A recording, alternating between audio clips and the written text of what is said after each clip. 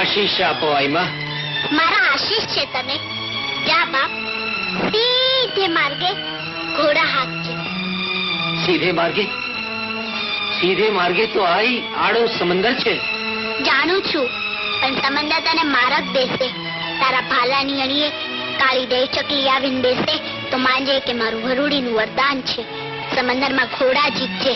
તારા ઘોડાના આગલે પગે પાણીના છપછપિયા હશે ને તારા દરકટકના પગલે ધૂળની ડમરી ઉડકી આવશે. જા, ખમ્મા તને. માં વરુડી.